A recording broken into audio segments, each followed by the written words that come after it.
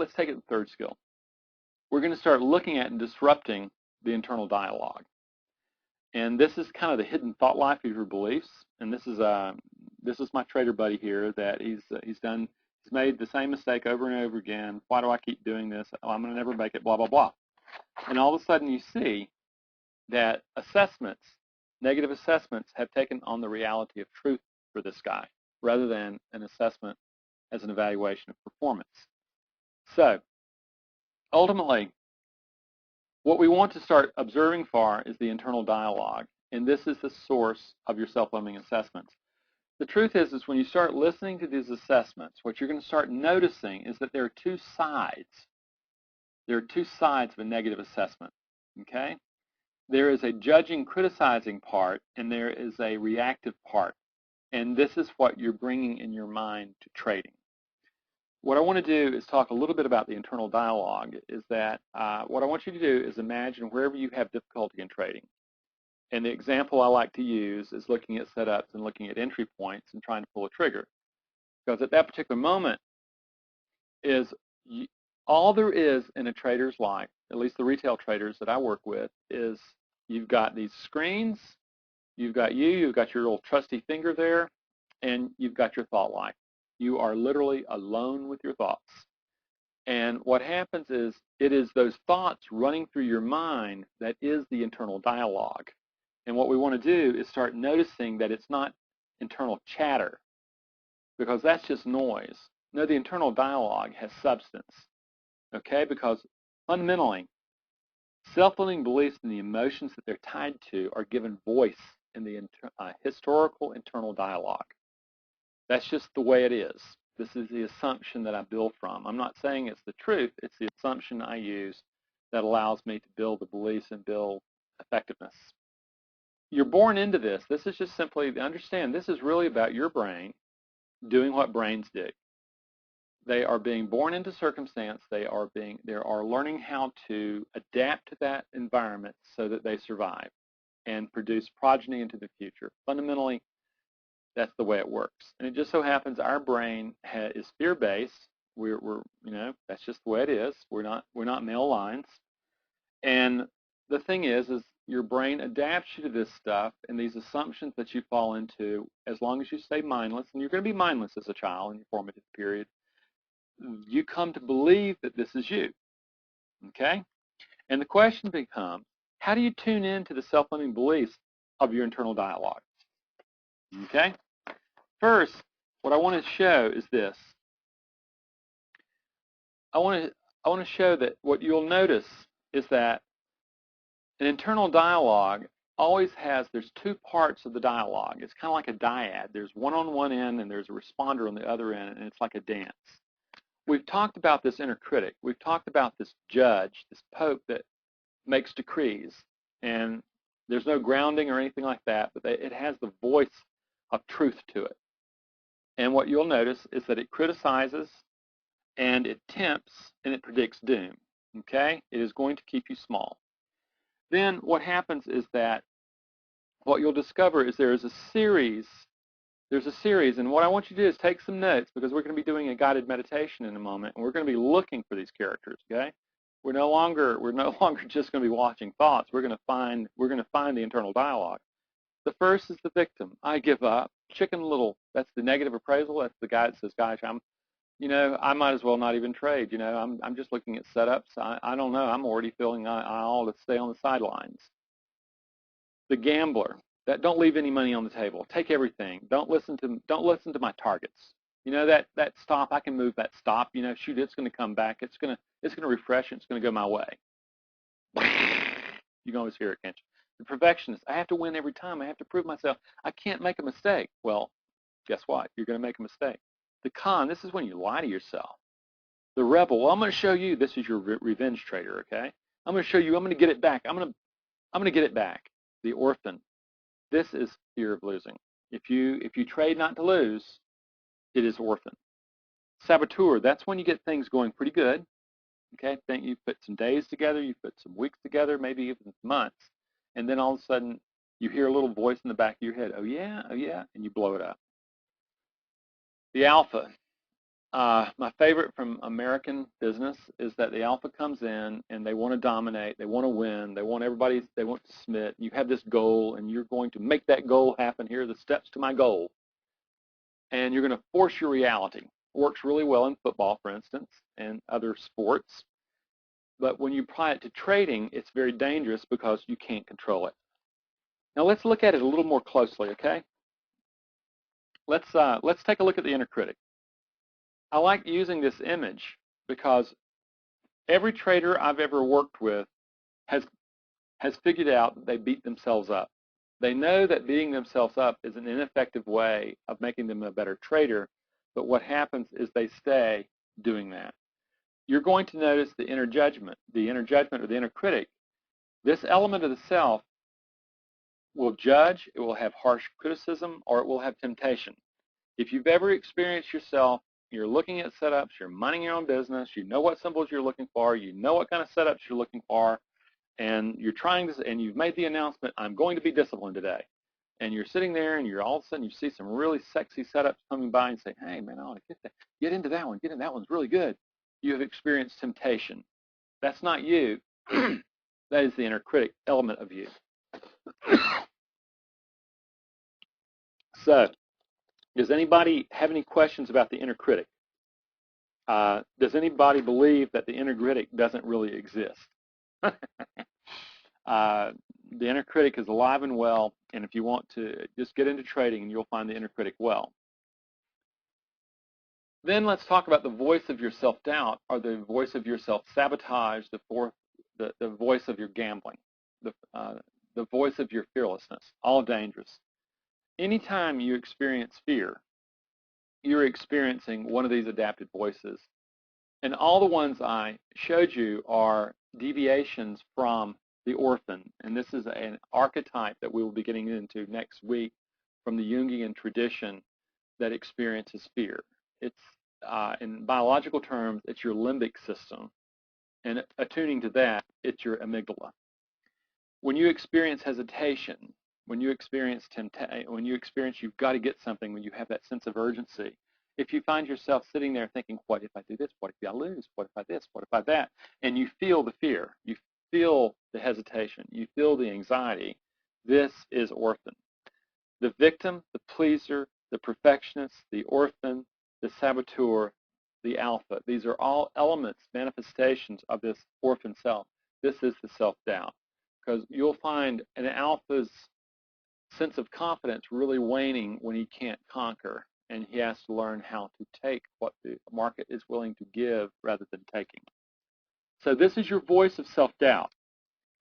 Now, in here, are there any questions about these characters? Has anyone not noticed this internal dialogue running it within themselves as they trade? And you're totally stuck on thinking that all I'm doing is having thoughts in my head. And you realize, and you haven't recognized that every thought has an emotional charge to it. And that emotional charge is so important because the emotional charge is what's going to take you to the self-limiting belief. And we're characterizing some of these self-limiting beliefs. If you're in this exercise we'll be doing in a few minutes, if you feel as though that you're being criticized, you are experiencing the voice of the inner critic. If you feel fear, or if you feel temptation, if you feel grandiosity, if you feel impulse, what you are doing is you are feeling one of the adapted voices that surround orphan. So the key here, as we begin this exercise, what I want you to understand is that you can, when you begin to observe, some people observe visually. They can see these characters across the stage. I'm like that. Other people are very auditory, and what they do is they hear the voices, okay? And that's why the internal dialogue, that's this whole thing about self-talk. Other people are kinesthetic and they feel. And ultimately, I think these people have the best track, and it is the feeling component, the emotion, that makes it seem so certain, okay? It's when you're in the grips of the feeling of fear, is it seems certain that the sky is really falling in that moment. what we're going to be asking you to do in this particular case is we're going to be asking you to begin to notice in the internal dialogue that there's certain clouds that are there, and what they're doing is one has a real negative charge, and it's criticizing you, it's tempting you, and there's another part that has some form of fear or anger to counteract the fear. And what I want you to recognize is that from a biological standpoint, in psychology, we say that anger is a secondary emotion. And the reason we say that is that anger is actually a form of fear, okay? Is that fear erupts to avoid, but if you can't avoid, then you attack the source of your threat. However, the thing is it's still about threat. And if it's about threat, it's really about fear. An angry man is really a fearful man. Like if you're around dogs and really aggressive dogs, what you'll learn very quickly is that's a highly anxious dog. It's just that it's showing up as biting. So there you go. Now, are there any questions before we start this guided meditation? Because what we're going to do is we're going to start looking for the internal dialogue, the historical internal dialogue. And one note is that we're not going to be looking for the positive attributes of what can become to the dialogue tonight. And you're going to be for the week, you're going to be studying the impact of this historical dialogue. It will be the following week that we get into the more powerful elements of the self and how we find that emotional charge and learn to wake them up. But tonight, this is the piece. This is what has ruined your trading for however long you've traded. And this is the part that you really need to become a very good observer of and to recognize that you are not this. It is just taken over your mind. And it's darn well time your observer woke up and started noticing what's going on in the trading committee. That's what we're going to be doing tonight. So, if there are no questions, we'll begin the guided meditation. Okay? So, again, what I ask you to do is find a place where you can sit or lie quietly, where you know you won't be disturbed, and that you know that you can let yourself go and take a break for a few minutes. So what you do, in your chair, you sit down, you take a big sigh, and just allow your body to sink into the chair and begin to let that chair support you. And then as you do that, as you continue sinking and really allowing yourself to fall into comfort in that chair, you become observer to your breathing. You notice it, and you begin your bellows breathing. Air into belly, expand to chest, hold, release.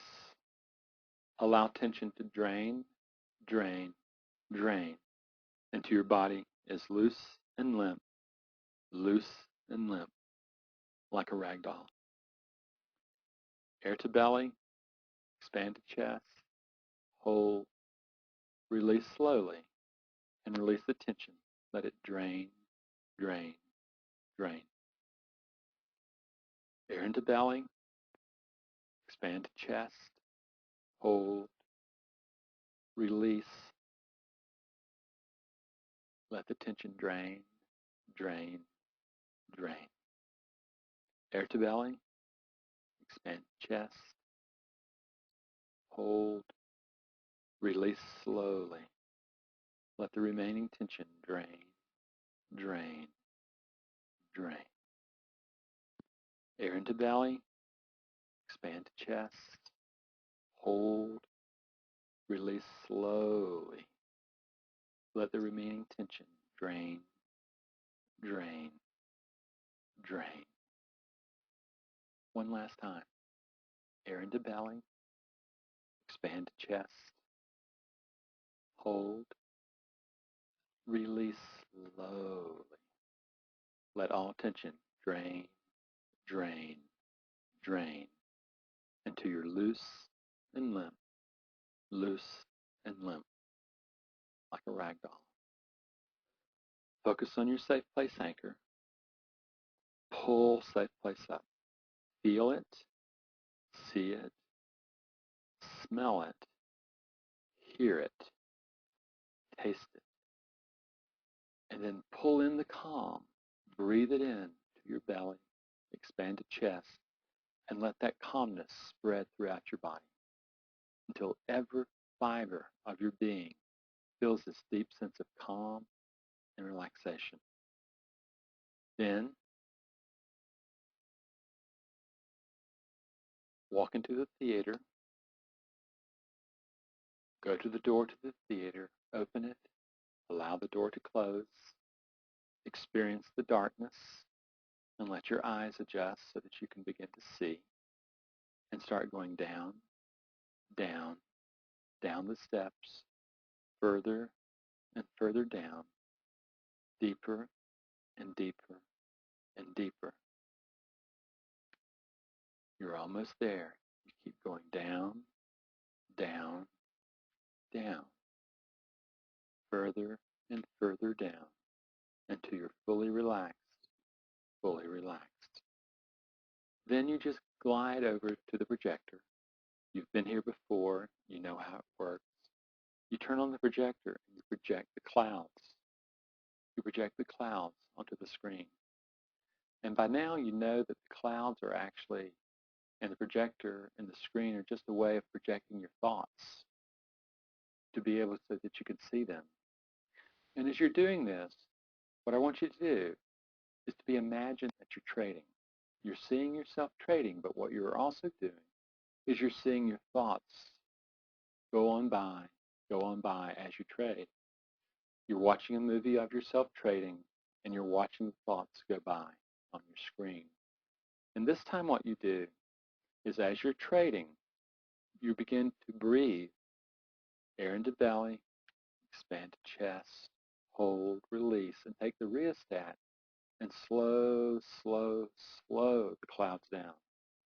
And what you're doing is you're watching a memory of when it didn't go well for you. It didn't go well for you. You're in a trade, you're looking at a trade, or you just lost, and what happens is that you can feel it. You can feel it, and what happens is that instead of allowing yourself to get sucked in to that particular moment, what you're doing is you're stepping back into observation. You're watching this like you're watching a movie. And with your breathing, you're slowing the thoughts down. You're slowing the thoughts down. You're slowing the thoughts down. Slower still, slower still. They start out just rapid firing beside you. Just you can't even hardly see them. They're going so fast.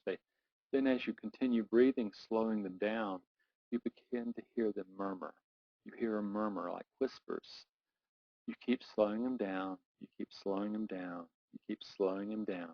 You're watching a movie of a bad moment in trading, and what you're doing is you're taking the movie and you're slowing it down. You're slowing it down. You're slowing it down. So you can see it very, very clearly, and you can see the thoughts. And as you slow them down, finally, the thoughts become whispers, and they become where you can begin to hear or see them and perceive them. And then what you're doing is you're beginning to see the thought life. Just like when the guy was saying, when I'm looking at charts now, I realize that I'm thinking a lot of other things. That very scene, what you would be doing is you would be watching the various other things that are going on when you're supposed to be watching charts. As you're doing that, you slow it down. You slow it down. And you listen to the self-doubt. You listen to the criticism. And you're slowing it down, slowing it down, slowing it down. Then you start noticing two particular clouds. One of the clouds has an emotional charge of anxiety, of fearfulness or apprehension of the future. You zero in on that and you start noticing the fear. You start noticing the fear of that. And then from your look, you begin to ask, is this victim? Is this perfectionist? Is this orphan? Is this alpha? Notice that part. Notice how childlike it is. Notice how childlike it is, how non-thinking it is, and how fearful it is.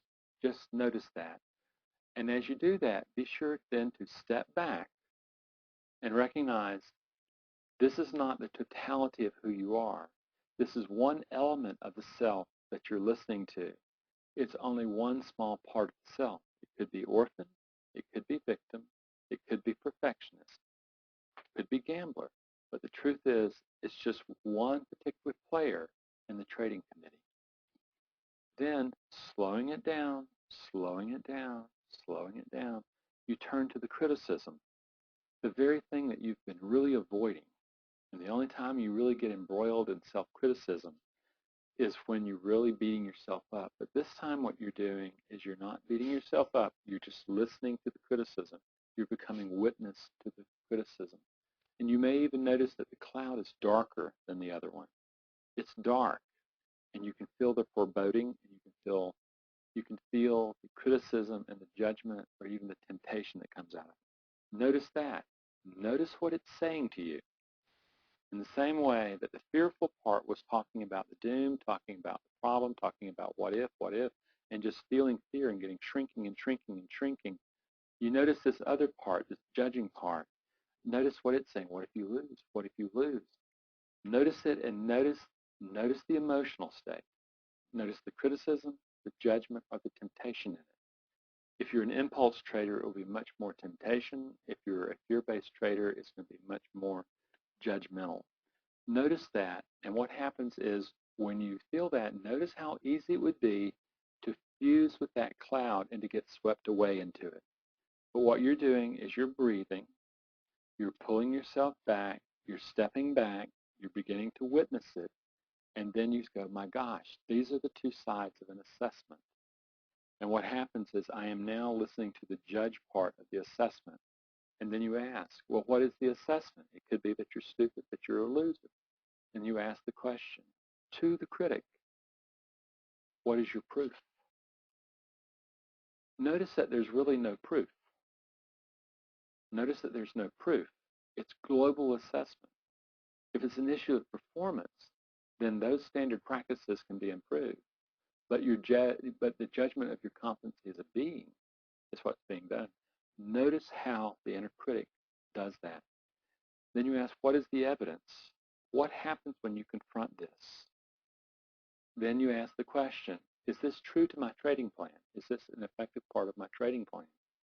And suddenly you start noticing that as you produce separation between you and the inner critic, I want you to notice what happens. Notice what happens to your emotional sobriety as you're able to listen, and you can feel the pull of the vortex into that darkness. But then what happens? She says, no, I breathe, produce calmness, I step back, and I begin to observe again, and I begin to observe that this is the inner critic. It's not me. No amount of evidence that it produces allows it to judge the value of myself. To the fearful part, notice that just simply separating it from yourself from it, notice what opportunity shows up for you. Notice that you don't have to get sucked into the fear. You can step back. Notice that. And to the fearful part of the self, say this. Even next week, I am coming for you. I am going to learn to protect you. I am going to learn to teach you how to trade without fear. Notice what that fear-based part of the self says or does when you do that. Then turn to the inner critic and say, you have been totally under the radar for most of my life, but I recognize now that you have always worked in the shadows like this. I have now developed mindfulness, and I can now begin to spot you. I can begin to see you. I can bring the light of awareness to you, and you no longer so easily hide in the darkness of my mind. Notice what happens when you say that to the inner critic. You breathe, and you recognize that you will be back. You have just simply built one more skill using mindfulness. Initially, you just simply developed the ability to observe. Now what you've done is you've developed the ability to observe two distinct elements within the self. And what you know is these are only two elements that create your thought life. There are many other elements of the self that we're going to be discovering that can create a very different kind of thought life. These are just two. And all you've done is you've breathed, you've learned how to take the system down and calm it down, you've learned to produce observation, and then you've learned to look for something that's already existing within you, and you're finding it. Notice the amount of power that it gives you to have that faculty. You let that whole scene disappear and just let it go and let it drift away, recognizing that you can pull it up. But right now, you know that you're going to be practicing using this guided meditation to strengthen your ability as an observer, because as you develop the strength of the observer, you also develop the strength of who you bring to the uncertainty of trading. So we're going to be coming back now. You're beginning to drift up. You're beginning to drift up. You're beginning lighter and lighter. You're becoming more and more awake, more and more awake. Almost there, completely back, almost there. Wide awake, wide awake. Welcome back. As I talk, I would love to hear your comments, because this is you are now using the skill of observation. We've just developed observation as a tool, and all of a sudden we're here using it. What I want you to do, this is in your homework, but what I want you to notice is as you're working through this programming, as you develop particularly your acumen in being able to spot these elements of self, what you're doing is you're creating pretty much a journal based on these questions. What is the thought saying? What is the emotion attached to the thought? What component of your internal dialogue is associated with that motion? And is the thought voice true to the conditions of your trading plan? And what we're doing here is we are using this to spot the voice of your self-limiting belief. Is we're no longer interested in just you saying, well, I've got the fear of loss. Now what happens is we want to find the emotional charge that's associated with that and the voice within self that brings that voice into being. This is the very powerful stuff. Here's your homework, okay? And it's in your journal. And that is there a question? Okay, comment. For some reason, speaking out the reality of the negative things working in the shadows makes me feel like I have some power. It's a truth. My orphan has been working in the shadows. I need to remember that. Absolutely. Absolutely. The Buddha was talking about this 2,500 years ago, is that this is the way, using this analogy allows us to get at mind a lot easier and define what's in mind. And what you will discover is that the orphan has been working in shadows and has been blowing up your trading for a very long time. What's happened is you've been asleep at the wheel and you need to develop some other elements of self. And that's what we'll be getting to next week. So there's your homework. It's in there. But what I want you particularly to do is as you start identifying the elements, these two particular elements, I want you to see what happens to the inner critic when you challenge it. And I want you to begin to start living and dwelling in the question of what becomes possible as you detach from your assessments. So, bottom line is next week what we're going to be doing is we're going to be getting into the more powerful elements of stuff. We're going to do a review, but then we're going to actually say we're not going to leave you in this bummer feel, what we've done tonight. We're going to start lighting the torch up and teaching you how to redesign the mind.